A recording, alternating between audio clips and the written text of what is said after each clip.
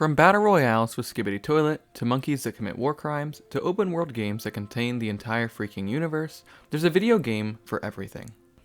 Yet, amidst all the noise, content, and billion-dollar studios, somehow simple games like this, maybe made by only one person, have managed to become internet sensations. IO games exploded into popularity in 2015 and 16 with the release of Agar.io and then Slither.io, creating a new genre of browser games. And while their mainstream appeal has waned since then, the IO game style lives on in the mobile game sphere.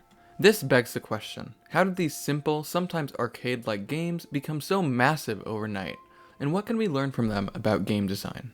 When talking about .io games, there's no better place to start than Agar.io.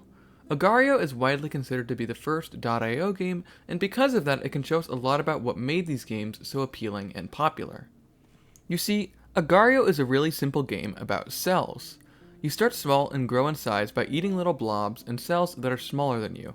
Your goal is to grow as large as you can without getting eaten by a cell larger than you are. You can also split up and shoot some mass at other players to consume, and these viruses split you up. That's literally it. So why did this game start a whole new genre? Well, Agar.io and games like it are really good at giving players instantaneous reward without much of a time investment. I wouldn't really call it a high quality game, but if you were a kid in 2016 sitting bored in a computer class, it was the perfect game. The rules are very easy to learn, you can die a lot early on without wasting too much time, and the reward from finally growing and feeling better than everyone else is nice. To put it simply, people like to see numbers get bigger and to rise on leaderboards, and these games can give you that experience without requiring much time or skill. But Agar.io really wasn't perfect. The simplicity that made it so easy to learn was also the game's downfall. You can only play it so many times before it starts to get boring and repetitive. When you start out in Agar.io, you can't really eat anybody. You have to run and run from all the cells and grind out eating smaller blobs. The game gets a bit more interesting when you're larger, but it still boils down to running from big cells and running towards small cells. The game can be fun if you team up with other cells, but this also creates problems. There's nothing more frustrating than dying, not because you're bad at the game, but because teams of larger cells gang up on you. So, not only is the game somewhat repetitive once you get larger, but it can also feel a little unfair when you're smaller. So how did later IO games improve upon this new genre? While Slither.io is still just a browser game at the end of the day, I think it's a bit more interesting and long-lasting than Agar.io. Slither.io is arguably simpler than Agar.io. You are a snake, you can kill other snakes by running in front of them, and you can grow by eating orbs that dead snakes drop. But I think Slither.io, despite its simplicity, improves upon problems that Agar.io had. Agar.io's simplicity is suffocating. Slither.io's simplicity is freeing, or at least less restrictive than Agar.io's is. In Slither.io, you can kill snakes of any size, even snakes that are way larger than you. While large snakes do have advantages, they are not always incentivized to go for the little guys, especially if they are in crowded areas.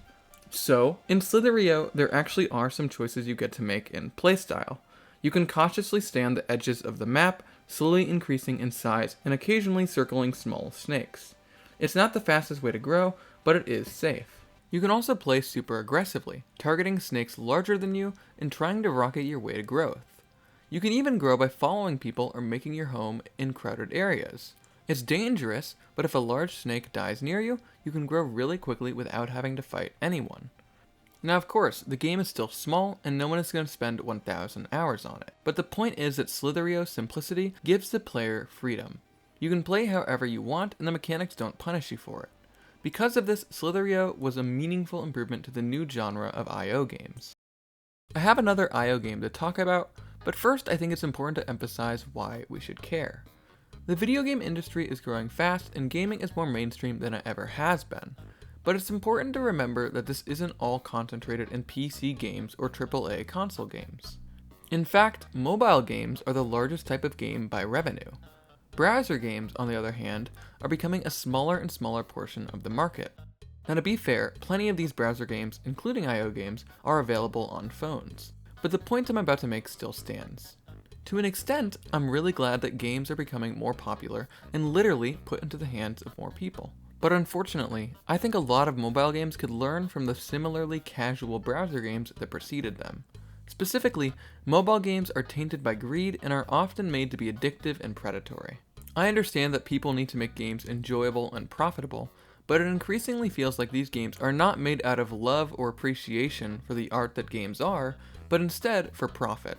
It's all about the difference between using game design to make them want to play the game and exploiting psychology to make them have to play your game. And though it may surprise you, I think some of these IO games are really good role models for how to make games engaging without making them addictive. Let's keep this in mind as we turn to our next game, Daipyo. The first question is what makes Daipyo engaging? So let's note that Daipyo sacrifices a bit of simplicity to further improve on gameplay variety and choice. In Daipyo, you control a tank that can shoot other tanks and gets XP when it kills them. With this XP, you can upgrade yourself, both by increasing your stats and eventually by changing the shape and structure of your tank. Once you do upgrade something, it's locked in until you die. There's definitely a lot more to think about than Agario, but the complexity is added in a way that doesn't overwhelm the player like other games can. The key is that you can learn the game by playing it and feeling out what strategies you like and which types of tanks you lose and win to. I talked a bit about the same concept in my video on randomness. It can be hard to get new people invested in games that are hard to learn and hard to master.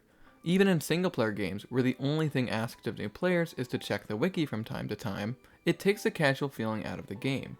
There are three main reasons for this. One is that the consequences of dying early on are low. Secondly, is that there are a lot of different builds you can make work in this game. And finally, the game takes advantage of intuition and background knowledge.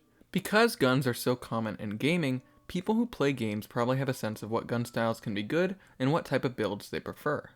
So, what does any of this have to do with addictive and predatory games? Well, I think good IO games do a lot of things to make the game easy to pick up and easy to put down. For Daipyo, the intuitive nature of the game and the ability to learn by playing are great examples of this.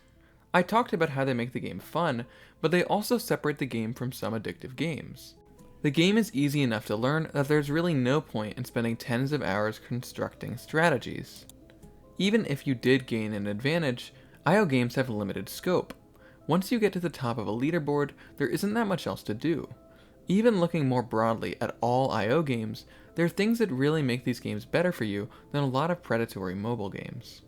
In virtually all IO games, progress is always temporary and is reset if you die enough or leave the site.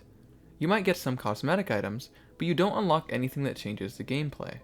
Why does this matter? Well, there's nothing wrong with creating progression systems, but there's a lot more risk for abuse in games with lots of things to unlock, and this is especially true in free-to-play games. Take Clash Royale, for example. It's a lot of fun, and I understand why these types of games are popular. But there's also an insane amount of cards you can unlock, upgrade, and experiment with. The upside is that there's a lot of content. The downside is that games like this can become endless sinks of time and money. When there's always a way to get more powerful and you really want to win, it can leave you eternally feeling like you just need to play one more game or buy one more chest. But IO games don't let you spend years of playtime grinding away at nothing.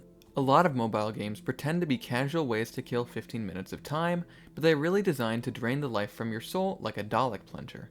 Refreshingly, IO games and the Flash games that preceded them actually give you what they advertised. There's no loot box to buy and nothing to endlessly upgrade. I have no problem with people monetizing their games, but in return for payment, I want quality content to a point, not an endless sea of slop. As gaming becomes a larger phenomenon, people will try to make money any way they can, and for free-to-play games, that probably does mean microtransactions. I get this, and it's not always bad. Even Clash Royale is at least a game that people actually enjoy playing, and it doesn't sacrifice its dignity to get you to spend money. But mobile games have increasingly become mediocre minigames with ads misleading enough to make cigarette companies blush. I know I can't magically change the direction the largest game industry is going. However, we learn from the games that came before us, that games can be fun without being addictive. The way they use simplicity and strategy, how they structure their progression or lack thereof, and how they make their games intuitive are all things we can learn from, whether it's for designing our own games or just for the sake of understanding what makes them tick.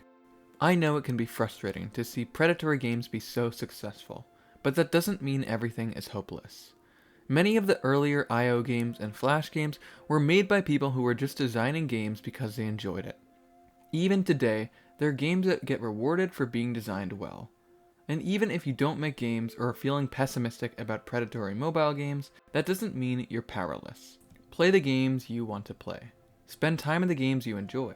And support the games made by the people that you think deserve it. In games, but also in life, just because an action is small doesn't mean it's not important. This has been Preserved Moment, and thanks for watching.